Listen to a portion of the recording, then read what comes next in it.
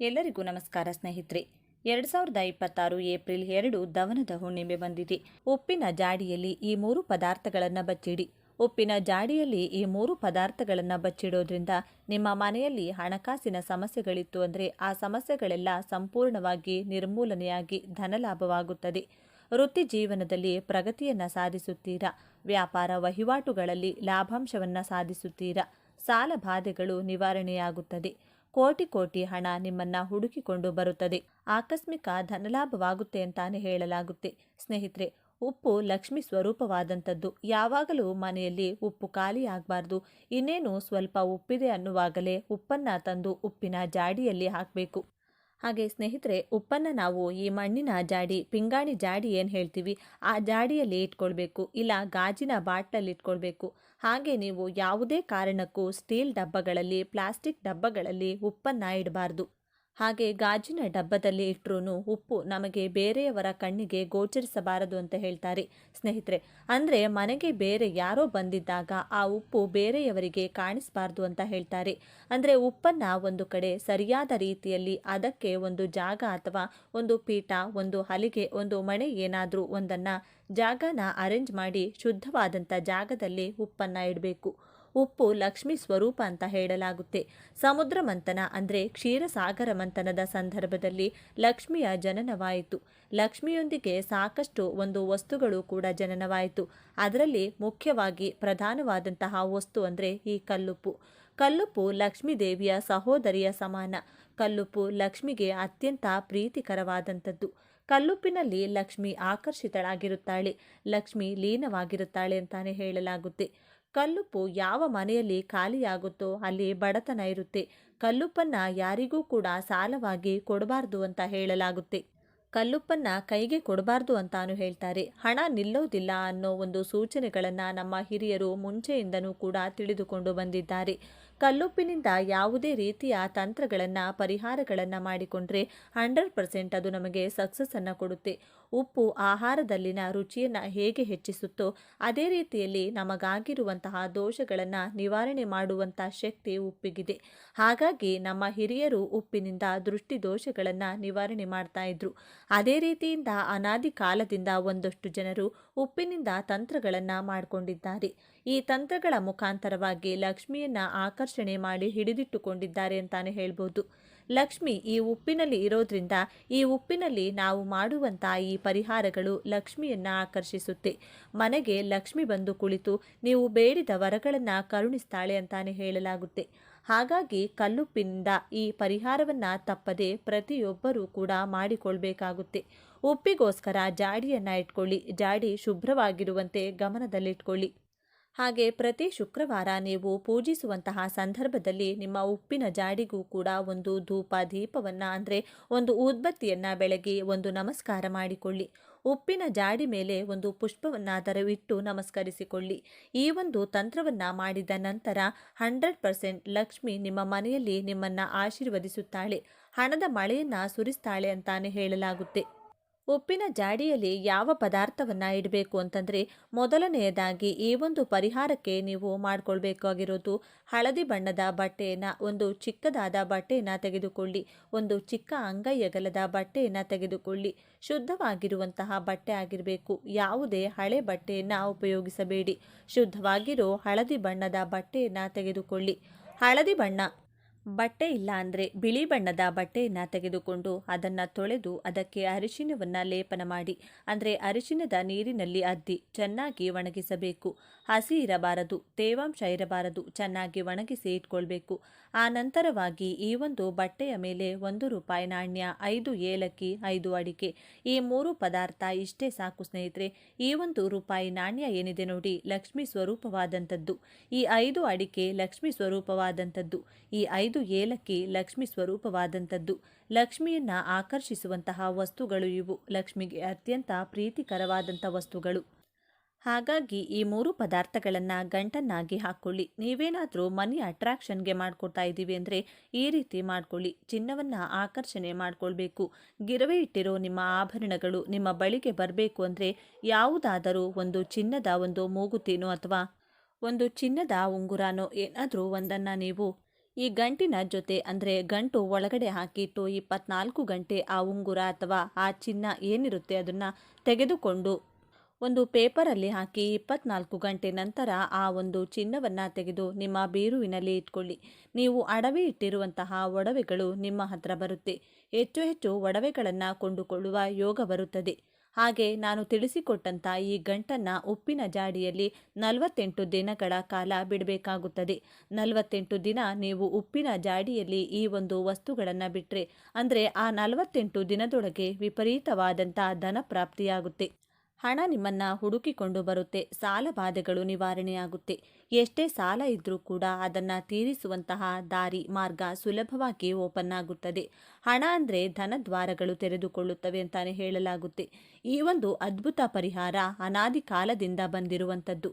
ತಪ್ಪದೇ ಮಾಡಿಕೊಳ್ಳಿ. 48 ದಿನಗಳ ನಂತರ ಈ ಬಟ್ಟೆಯಲ್ಲಿರುವಂಥ ಹಣ ಇಡುವ ಜಾಗದಲ್ಲಿಡಿ.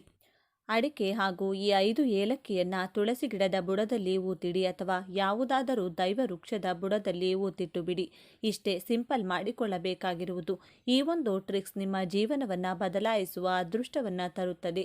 ನಿಮ್ಮನ್ನು ಕೋಟ್ಯಾಧಿಪತಿಯನ್ನಾಗಿ ಮಾಡುತ್ತದೆ. ಇನ್ನು ಪ್ರತಿದಿನ ಕಲ್ಲುಪ್ಪು ಬೆರೆಸಿದ ನೀರನ್ನು ಸ್ನಾನ ಮಾಡಿದರೆ ಎಷ್ಟು ಒಳ್ಳೆಯದು ಗೊತ್ತಾ? ಆರೋಗ್ಯಯುತ ಅಭ್ಯಾಸಗಳಲ್ಲಿ ಸ್ನಾನ ಕೂಡ ಒಂದು. ಅದರಲ್ಲೂ ಕಲ್ಲುಪ್ಪು ಸೇರಿಸಿದ ನೀರನ್ನು ಸ್ನಾನ ಮಾಡುವುದರಿಂದ ಹಿತವಾದ ಅನುಭವವನ್ನು ಪಡೆಯಬಹುದು. ಸ್ನಾನ ಕೇವಲ ಬಾಹ್ಯದಿಂದ ದೇಹವನ್ನು ಸ್ವಚ್ಛವಾಗಿಡುವುದು ಮಾತ್ರವಲ್ಲ, ಆಂತರಿಕವಾಗಿಯೂ ಆರೋಗ್ಯಯುತವಾಗಿಡುವಂತೆ ಮಾಡುತ್ತದೆ. ಪ್ರತಿದಿನ ಬಿಸಿ ನೀರಿನ ಸ್ನಾನ ಮಾಡಿದರೆ ದೇಹಕ್ಕೆ ಉಲ್ಲಾಸ ದೊರೆಯುತ್ತದೆ, ಜೊತೆಗೆ ಹೊಸ ಚೈತನ್ಯ ಮೂಡುತ್ತದೆ. ಆದ್ದರಿಂದ ಸ್ನಾನ ದಿನನಿತ್ಯದ ಆರೋಗ್ಯಯುತ ಅಭ್ಯಾಸಗಳಲ್ಲೊಂದು. ಅದೇ ರೀತಿ ಉಪ್ಪನ್ನು ಮಿಶ್ರಣ ಮಾಡಿದ ನೀರನ್ನು ಸ್ನಾನ ಮಾಡಿದರೆ, ಹೌದು, ಪ್ರತಿದಿನ ಸ್ನಾನದಲ್ಲಿ ನೀರಿಗೆ ಕಲ್ಲುಪ್ಪಿನ ಬಳಕೆ ಮಾಡಿದರೆ ಆರೋಗ್ಯಕ್ಕೆ ಇನ್ನೂ ಒಳ್ಳೆಯದು. ಮಾನಸಿಕ ಆರೋಗ್ಯವನ್ನು ಕೂಡ ಉತ್ತಮವಾಗಿಟ್ಟುಕೊಳ್ಳಲು ಕಲ್ಲುಪ್ಪಿನ ನೀರಿನ ಸ್ನಾನ ಸಹಾಯಕವಾಗಿದೆ. ಹಾಗಾದರೆ ಏನೆಲ್ಲ ಪ್ರಯೋಜನಗಳನ್ನು ಪಡೆಯಬಹುದು ಎನ್ನುವ ಮಾಹಿತಿಯನ್ನು ಇಲ್ಲಿ ಹೇಳಲಾಗಿದೆ ನೋಡಿ. ಒಂದು ರೀತಿಯಲ್ಲಿ ಸ್ನಾನ ಮಾಡಿದ ನಂತರ ದೇಹ ಪೂರ್ತಿ ರಿಲ್ಯಾಕ್ಸ್ ಆಗುತ್ತದೆ, ಹೊಸ ಚೈತನ್ಯ ಭಾವನೆ ಮೂಡುತ್ತದೆ. ಅದೇ ತೆರನಾದ ಪ್ರಯೋಜನವನ್ನು ನೀರಿಗೆ ಕಲ್ಲುಪ್ಪು ಸೇರಿಸಿ ಸ್ನಾನ ಮಾಡಿದಾಗ ಕೂಡ ದೊರೆಯುತ್ತದೆ. ಅಲ್ಲದೆ ಇದು ಒತ್ತಡವನ್ನು ನಿವಾರಿಸುತ್ತದೆ ಮತ್ತು ನಿಮ್ಮ ದೇಹ ಮತ್ತು ಮನಸ್ಸನ್ನು ಬಹಳ ಶಾಂತಿಯುತ ರೀತಿಯಲ್ಲಿರುವಂತೆ ಮಾಡುತ್ತದೆ. ನಿಮ್ಮ ಚರ್ಮವನ್ನು ಮೃದು ಮತ್ತು ಹೊಳಪಾಗಿರುವಂತೆ ಮಾಡುತ್ತದೆ. ಎನರ್ಜಿಯನ್ನು ಹೆಚ್ಚಿಸುತ್ತದೆ. ನಮ್ಮ ದೇಹ ಮತ್ತು ಮನಸ್ಸನ್ನು ವಿಶ್ರಾಂತಿ ಮಾಡುವುದರ ಹೊರತಾಗಿ ಉಪ್ಪನ್ನು ಸೇರಿಸಿ ಸ್ನಾನ ಮಾಡಿದಾಗ ಶಕ್ತಿಯ ಮಟ್ಟವನ್ನು ಹೆಚ್ಚಿಸುತ್ತವೆ ಮತ್ತು ಹಿತವಾದ ಸ್ನಾನವು ನೋವು ಮತ್ತು ಒತ್ತಡದ ಮನಸ್ಸಿಗೆ ಚಿಕಿತ್ಸೆ ನೀಡುತ್ತದೆ. ಮೃದುವಾದ ಚರ್ಮ ಮತ್ತು ಶಾಂತ ಮನಸ್ಸನ್ನು ನೀಡುತ್ತದೆ. ಮೆಗ್ನೀಷಿಯಂ ಹೊಂದಿರುವ ಲವಣಗಳ ಯುಕ್ತ ಸ್ನಾನವು ಆರೋಗ್ಯ ಉತ್ತಮವಾಗಿಸಲು ಹೆಚ್ಚು ಪರಿಣಾಮಕಾರಿಯಾಗಿದೆ. ಉತ್ತಮ ನಿದ್ದೆ. ಕೆಲವರು ಸಂಜೆ ಸ್ನಾನ ಮಾಡುತ್ತಾರೆ. ಹೀಗಿದ್ದಾಗ ಆದಷ್ಟು ನೀರಿಗೆ ಉಪ್ಪನ್ನು ಸೇರಿಸಿ ಸ್ನಾನ ಮಾಡಿ. ಇದರಿಂದ ರಾತ್ರಿ ಚೆನ್ನಾಗಿ ನಿದ್ದೆ ಬರುತ್ತದೆ. ಸಾಮಾನ್ಯವಾಗಿ ಉತ್ತಮ ಸ್ನಾನವು ಉತ್ತಮ ನಿದ್ರೆಗೆ ಕಾರಣವಾಗುತ್ತದೆ. ಸ್ನಾನದ ಲವಣಗಳ ಬಳಕೆಯ ಉತ್ತಮ ನಿದ್ರೆಯು ಪಡೆಯಲು ನಿಮಗೆ ಸಹಾಯ ಮಾಡುತ್ತದೆ. ಇದು ನಿದ್ರಾಹೀನತೆ ನಿವಾರಿಸಲು ಸಹಾಯ ಮಾಡುತ್ತದೆ. ಹೀಗಾಗಿ ಉಪ್ಪು ಯುಕ್ತ ನೀರಿನ ಸ್ನಾನ ದೇಹಕ್ಕೆ ಆರಾಮದಾಯಕ ಅನುಭವವನ್ನು ನೀಡುತ್ತದೆ. ಉಪ್ಪು ನೀರಿನ ಸ್ನಾನಕ್ಕೆ ಹೀಗೆ ಮಾಡಿ. ಸ್ನಾನಕ್ಕೆ ಕಲ್ಲುಪ್ಪನ್ನು ಮಾತ್ರ ಬಳಸಿ. ಅದು ಅಯೋಡಿನ್ ಯುಕ್ತ ಉಪ್ಪಾಗಿದ್ದರೆ ಇನ್ನೂ ಒಳ್ಳೆಯದು. ಸುಲಭವಾಗಿ ನೀರಿನಲ್ಲಿ ಕರಗುತ್ತದೆ ಕೂಡ. ಒಂದು ಬಕೆಟ್ ನೀರಿಗೆ 2 ಅಥವಾ 3 ಟೀ ಸ್ಪೂನ್ ಉಪ್ಪನ್ನು ಸೇರಿಸಿಬಿಡಿ. ಬೇಗನೆ ಕರಗುತ್ತದೆ. ನಂತರ ಸ್ನಾನ ಮಾಡಿ. ಈ ದಿನದಂದು ನೀವು ನಿಮ್ಮ ಮನೆಯಲ್ಲಿ ಈ ನೀರನ್ನು ಚೆಲ್ಲಿದರೆ ಸಾಕು, ಕಡು ಬಡವರಾಗಿದ್ದರೂ ರಾಜವಾಳುತ್ತೀರಿ. ಅಂದರೆ ಅಷ್ಟೊಂದು ಶ್ರೀಮಂತರಾಗುತ್ತೀರಿ ಅಂತ ಅರ್ಥ. ನಿಮ್ಮ ಮನೆಯಲ್ಲಿ ಯಾವುದಾದರೂ ದುಷ್ಟಶಕ್ತಿಗಳು, ದರಿದ್ರ, ಕಷ್ಟ, ನಷ್ಟ, ಪೀಡೆ, ಪಿಶಾಚಿ, ದೃಷ್ಟಿದೋಷ ಮುಂತಾದವು ಇದ್ದರೆ ಅದೆಲ್ಲವೂ ಕೂಡ ಈ ನೀರು ಚೆಲ್ಲುವ ಮೂಲಕ ಮನೆಯಿಂದ ಓಡಿ ಹೋಗುತ್ತದೆ. ಇದರಿಂದ ನಿಮ್ಮ ಜೀವನವೇ ಬದಲಾಗುತ್ತದೆ. ನೀವು ಬೇಡ ಅಂದರೂ ನಿಮ್ಮ ಮನೆಗೆ ಹಣ ಬರುತ್ತಿರುತ್ತದೆ. ಮನೆಯಲ್ಲಿ ಯಾರಿಗಾದರೂ ದೃಷ್ಟಿಯಾಗಿದ್ದರೆ ಅದು ಕೂಡ ಹೊರಟು ಹೋಗುತ್ತದೆ. 100 ವರ್ಷಗಳ ಕಾಲ ಆರೋಗ್ಯವಾಗಿ ಬದುಕುತ್ತೀರಿ. ಹಾಗಾದರೆ ಆ ಶಕ್ತಿಯುತವಾದ ದಿವ್ಯ ನೀರು ಯಾವುದು ಎಂದು ಈಗ ನಾವು ನೋಡೋಣ. ಆದರೆ ಅದಕ್ಕೂ ಮುಂಚೆ ನೀವಿನ್ನು ನಮ್ಮ ಚಾನಲ್ನ ಸಬ್ಸ್ಕ್ರೈಬ್ ಮಾಡ್ಕೊಂಡಿಲ್ಲ ಅಂದರೆ ಖಂಡಿತ ಈಗಲೇ ಸಬ್ಸ್ಕ್ರೈಬ್ ಮಾಡ್ಕೊಳ್ಳಿ. ಹಾಗೆ ಈ ವಿಡಿಯೋ ಇಷ್ಟ ಆಗಿದ್ದರೆ ಮರೆಯದೆ ಒಂದು ಲೈಕ್ ಕೊಡಿ. ಎಲ್ಲರೂ ಭಕ್ತಿಯಿಂದ ಓಂ ಶ್ರೀ ಮಹಾಲಕ್ಷ್ಮಿ ನಮಃ ಅಂತ ಕಮೆಂಟ್ ಮಾಡಿ. ನಮ್ಮ ಸನಾತನ ಧರ್ಮದ ಪ್ರಕಾರ ಮನುಷ್ಯರು ಇಷ್ಟ ಬಂದಾಗ ಸಮುದ್ರ ಸ್ನಾನ ಮಾಡುವಂತಿಲ್ಲ. ಖಂಡಿತವಾಗಿಯೂ ಮಾಡಬೇಕಾದ ಕೆಲಸಗಳಲ್ಲಿ ಅಥವಾ ವಿಧಿಗಳಲ್ಲಿ ಸಮುದ್ರ ಸ್ನಾನ ಕೂಡ ಈ ಹುಣ್ಣಿಮೆಯೆಂದು ಕೆಲವು ಅಳಲೆ ಕಾಯಿಲೆಗಳನ್ನು ಸಮುದ್ರದಲ್ಲಿ ಎಸೆದು ಸಮುದ್ರದ ನೀರಿನಲ್ಲಿ ಸ್ನಾನ ಮಾಡುವುದರಿಂದ ಪೂರ್ತಿಯಾಗಿ ಆ ವ್ಯಕ್ತಿಗಿರುವಂಥ ನರದೃಷ್ಟಿ ಹೊರಟು ಹೋಗುತ್ತದೆ. ಇನ್ನು ಜೀವನದಲ್ಲಿ ಎಂದೂ ಕೂಡ ಆ ವ್ಯಕ್ತಿಗೆ ನರದೃಷ್ಟಿ ತಗುಲುವುದಿಲ್ಲ ಎಂದು ನಮ್ಮ ಶಾಸ್ತ್ರಗಳು ಹೇಳುತ್ತಿವೆ. ಈ ಹುಣ್ಣಿಮೆ ಅತಿ ಪವಿತ್ರವಾದದ್ದು. ಶ್ರೀ ಮಹಾವಿಷ್ಣು ಕೂರ್ಮಾವತಾರ ಪಡೆದು ಈ ಭೂಮಿಯನ್ನು ಕಾಪಾಡಿದ್ದು ಹುಣ್ಣಿಮೆಯೆಂದು ಎಂದು ನಮ್ಮ ಕೂರ್ಮ ಪುರಾಣ ಹೇಳುತ್ತದೆ. ಹುಣ್ಣಿಮೆಯ ದಿನ ಚಂದ್ರದೇವರು ತುಂಬ ಸಾಮರ್ಥ್ಯವನ್ನು ಹೊಂದಿರುತ್ತಾರೆ. ನಮ್ಮ ಮನಸ್ಸಿನ ಮೇಲೆ ಚಂದ್ರನ ಪ್ರಭಾವ ಗಣನೀಯವಾಗಿ ಹುಣ್ಣಿಮೆಯ ದಿನ ಇರುತ್ತದೆ. ಹಾಗಾಗಿ ಹುಣ್ಣಿಮೆಯೆಂದು ಬಿಟ್ಟ ಕುದುರೆಯಂತೆ ಓಡುವ ಮನಸ್ಸನ್ನು ನಿಯಂತ್ರಣದಲ್ಲಿ ಇರಿಸಿಕೊಳ್ಳಲು ಹಾಗೂ ನಮ್ಮ ದೇಹಕ್ಕೆ ಶಕ್ತಿ ತುಂಬಿಕೊಳ್ಳಲು ನಾವು ಈ ದಿನದಂದು ಜಪ, ತಪ, ಧ್ಯಾನ, ಪೂಜೆ ಮುಂತಾದವುಗಳನ್ನು ಮಾಡಬೇಕು. ಅದರಲ್ಲೂ ಹುಣ್ಣಿಮೆ ತುಂಬಾ ಪ್ರತ್ಯೇಕವಾದದ್ದು. ಬಹುಶಃ ಯಾವ ಹುಣ್ಣಿಮೆಗೂ ಇರದಂಥ ಪ್ರತ್ಯೇಕ ಲಕ್ಷಣಗಳು ಈ ಹುಣ್ಣಿಮೆಗಿದೆ.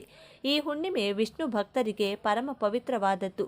ಅಮೃತಕ್ಕಾಗಿ ದೇವದಾನವರು ಸಮುದ್ರ ಮಂಥನ ಮಾಡುತ್ತಿದ್ದಾಗ ಮಂದಾರ ಪರ್ವತ ಸಮುದ್ರದೊಳಗೆ ಮುಳುಗಿ ಹೋಗದೆ ಕಾಪಾಡಲು ಮಹಾವಿಷ್ಣು ಕೂರ್ಮಾವತಾರದಲ್ಲಿ ಮಂದಾರ ಪರ್ವತವನ್ನು ತನ್ನ ಬೆನ್ನಿನ ಮೇಲೆ ಹೊತ್ತುಕೊಂಡರು ಅಂತ ಉತ್ತಮವಾದ ಮಹಾವಿಷ್ಣುವಿನ ಎರಡನೇ ಅವತಾರವಾದ ಕೂರ್ಮಾವತಾರವನ್ನು ಪೂಜಿಸಲು ನಮ್ಮ ದೇಶದಲ್ಲಿ ಅಷ್ಟೊಂದು ಆಲಯಗಳಿಲ್ಲ. ಇನ್ನು ಇದೇ ಹುಣ್ಣಿಮೆ ಎಂದು ವಿಷ್ಣು ಭಕ್ತರಲ್ಲಿ ಶ್ರೇಷ್ಠ ಭಕ್ತನಾದ ನಮ್ಮಾಳ್ವಾರ್ ಜನಿಸಿದರೆಂದು ಹೇಳುತ್ತಾರೆ. ಇದಲ್ಲದೆ ಹುಣ್ಣಿಮೆ ಶೈವರಿಗೂ ಕೂಡ ಪ್ರತ್ಯೇಕ. ನರಸಿಂಹ ಸ್ವಾಮಿಯನ್ನ ನಿಯಂತ್ರಿಸಲು ಪರಮೇಶ್ವರ ಶರಭೇಶ್ವರ ಅವತಾರ ಪಡೆದಿತ್ತು ಕೂಡ ಇದೇ ದಿನದಂದು. ಈ ಅವತಾರದ ಬಗ್ಗೆ ಅಷ್ಟೊಂದು ಜನರಿಗೆ ಗೊತ್ತಿಲ್ಲ. ಶಿವಾಲಯದ ಗರ್ಭಗುಡಿಯ ಮುಂದೆ ಎಡ ಹಾಗೂ ಬಲಗಡೆ 2 ಶರಭೇಶ್ವರನ ವಿಗ್ರಹಗಳನ್ನು ಪ್ರತಿಷ್ಠಾಪನೆ ಮಾಡಿರುವುದು ನೀವು ಶಿವಾಲಯಗಳಲ್ಲಿ ನೋಡಬಹುದು. ಇನ್ನು ಅತಿ ಪವಿತ್ರವಾದ ಹುಣ್ಣಿಮೆಯೆಂದು ಸಂಜೆ 6 ಗಂಟೆಯಿಂದ ರಾತ್ರಿ 12 ಗಂಟೆಯ ಒಳಗೆ ನೀವು ನಿಮ್ಮ ದೇವರ ಮನೆಯಲ್ಲಿ ಶಿವ ಪಾರ್ವತಿ ಫೋಟೋ ಮುಂದೆ 2 ಅರಳಿ ಎಲೆಗಳನ್ನು ಇಡಬೇಕು. ಆ ಎಲೆಗಳಿಗೆ ಅರಿಶಿನ ಕುಂಕುಮದ ಬೊಟ್ಟುಗಳನ್ನು ಇಡಬೇಕು. ಇನ್ನು ಆ ಎಲೆಗಳ ಮೇಲೆ 2 ಮಣ್ಣಿನ ದೀಪಗಳನ್ನು ಇಟ್ಟು ಒಂದೊಂದು ದೀಪದಲ್ಲಿಯೂ 5 ಬತ್ತಿಗಳನ್ನು ಇಡಬೇಕು. ದೀಪದಲ್ಲಿ ಎಳ್ಳೆಣ್ಣೆ ಹಾಕಬೇಕು. ದೀಪವನ್ನು ಆರತಿ ಅಥವಾ ಅಗರಬತ್ತಿಯಿಂದ ಹಚ್ಚಬೇಕು. ಈ ರೀತಿ ದೀಪ ಹಚ್ಚುವಾಗ ನೀವು ಮನಸ್ಸಿನಲ್ಲಿ ಓಂ ನಮಃ ಶಿವಾಯ ಅಥವಾ ಓಂ ನಮೋ ನಾರಾಯಣ ಎಂಬ ಮಂತ್ರವನ್ನು ಜಪ ಮಾಡಬೇಕು. ಅದರ ನಂತರ ದೇವರ ಮನೆಯಲ್ಲಿ ಉತ್ತರದ ಕಡೆ ಮುಖ ಮಾಡಿ ಕುಳಿತುಕೊಂಡು ಓಂ ನಮಃ ಶಿವಾಯ ಅಥವಾ ಓಂ ನಮೋ ನಾರಾಯಣ ಎಂಬ ಈ ಮಂತ್ರವನ್ನು 21 ಸಲ ಜಪ ಮಾಡಿ ದೇವರಿಗೆ ನಮಸ್ಕಾರ ಮಾಡಿಕೊಂಡು ನಿಮ್ಮ ಮನಸ್ಸಿನಲ್ಲಿರುವ ಕೋರಿಕೆಯನ್ನು ಹೇಳಬೇಕು. ಅಥವಾ ನೀವು ಈ 2 ಮಂತ್ರಗಳನ್ನು ಕೂಡ ತಲಾ 21 ಸಲ ಹೇಳಬಹುದು. ಈ ರೀತಿ ನಾಳೆ ಯಾರು ಮಾಡುತ್ತಾರೋ ಅವರ ದೆಸೆ ಬದಲಾಗಿ ರಾಜಯೋಗ ಅವರ ಕೈ ಹಿಡಿಯುತ್ತದೆ. ಶಿವ ಪಾರ್ವತಿಯರ ಆಶೀರ್ವಾದ ನಿಮಗೆ ನೇರವಾಗಿ ಸಿಗುತ್ತದೆ. ನಿಮ್ಮ ಮನೆಯಲ್ಲಿರುವ ಕಷ್ಟ, ನಷ್ಟ, ದರಿದ್ರ, ದುಃಖ ಎಲ್ಲವೂ ಕೂಡ ಆ ದೀಪದ ಕಾಂತಿಯಲ್ಲಿ ಸುಟ್ಟು ಬೂದಿಯಾಗುತ್ತದೆ. ಬಿಸಿಲು ಹೆಚ್ಚಾಗಿರುವ ಈ ತಿಂಗಳಿನಲ್ಲಿ ಮಜ್ಜಿಗೆ, ಮೊಸರನ್ನ, ಮಡಿಕೆಯಲ್ಲಿರುವಂಥ ನೀರು, ಅಂಬಳಿ, ಚಪ್ಪಲಿ, ಕೊಡೆ, ಬೀಸಣಿಗೆ ಮುಂತಾದವುಗಳನ್ನು ದಾನ ಮಾಡಿದರೆ ಮಹಾಪುಣ್ಯ ಬರುತ್ತದೆ. ಲಕ್ಷ್ಮೀದೇವಿಯನ್ನು ಒಲಿಸಿಕೊಳ್ಳಲು ಈ ಹುಣ್ಣಿಮೆ ತುಂಬ ಉತ್ತಮವಾದ ದಿನ. ಈ ಹುಣ್ಣಿಮೆಯಂದು ಉಪವಾಸ ಇದ್ದು ಪುಣ್ಯ ಸ್ನಾನ ಮಾಡುವುದು ಮತ್ತು ದಾನ ಮಾಡುವುದು ತುಂಬ ಶುಭ ಕೊಡುತ್ತದೆ. ಮಹಾವಿಷ್ಣು ಹಾಗೂ ಮಹಾಲಕ್ಷ್ಮಿಯನ್ನ ಪೂಜಿಸಬೇಕು. ಕೆಲವು ಪ್ರತ್ಯೇಕವಾದ ವಸ್ತುಗಳನ್ನು ದಾನ ಮಾಡಿದರೆ ಆ ವ್ಯಕ್ತಿ ಎಲ್ಲ ವಿಷಯದಲ್ಲೂ ಹಾಗೂ ಎಲ್ಲ ಕ್ಷೇತ್ರಗಳಲ್ಲೂ ಅಭಿವೃದ್ಧಿ ಪಡೆಯುತ್ತಾನೆ. ಆರ್ಥಿಕ ಸಮಸ್ಯೆಗಳಿಂದ ವಿಮುಕ್ತಿ ಪಡೆಯುತ್ತಾನೆ. ಈ ಹುಣ್ಣಿಮೆಯಂದು ನೀವು ತೆಗೆದುಕೊಳ್ಳುವ ಕೆಲವು ನಿರ್ಣಯಗಳು ನಿಮ್ಮ ಜೀವನದಲ್ಲಿರುವ ಸಮಸ್ಯೆಗಳನ್ನು, ವಿಘ್ನಗಳನ್ನು ನಿವಾರಣೆ ಮಾಡಿ ಸುಖ ಶಾಂತಿಯನ್ನ ಕೊಡುತ್ತದೆ. ಆರ್ಥಿಕ ಸಮಸ್ಯೆಗಳು ನಿವಾರಣೆಯಾಗಲು ಲಕ್ಷ್ಮೀದೇವಿಗೆ ಅರಿಶಿನ ಕೊಂಬುಗಳನ್ನು ಸಮರ್ಪಿಸಬೇಕು. ಪೂಜೆಯ ನಂತರ ಇವುಗಳನ್ನು ಕೆಂಪು ಬಟ್ಟೆಯಲ್ಲಿ ಸುತ್ತಿ ಭದ್ರವಾಗಿ ಇಟ್ಟುಕೊಳ್ಳಬೇಕು. ಇದು ನಿಮ್ಮ ಆರ್ಥಿಕ ಸಮಸ್ಯೆಯನ್ನು ನಿವಾರಣೆ ಮಾಡುತ್ತದೆ. 1 ವರ್ಷದ ನಂತರ ಮತ್ತೆ ಬರುವ ಹುಣ್ಣಿಮೆಯೆಂದು ಇದನ್ನು ಬದಲಾಯಿಸಿ ಹಳೆಯದನ್ನು ಹರಿಯುವ ನೀರಿನಲ್ಲಿ ಎಸೆಯಬೇಕು. ಇದು ಲಕ್ಷ್ಮಿಯ ಆಶೀರ್ವಾದವನ್ನು ನಿಮಗೆ ಕೊಡುತ್ತದೆ. ಧನಲಾಭ ಮತ್ತು ಲಕ್ಷ್ಮೀದೇವಿಯ ಅನುಗ್ರಹ ಪಡೆಯಲು ಈ ಹುಣ್ಣಿಮೆಯೆಂದು ಪೊರಕೆಯನ್ನು ಯಾರಿಗಾದರೂ ದಾನ ಕೊಡಬೇಕು.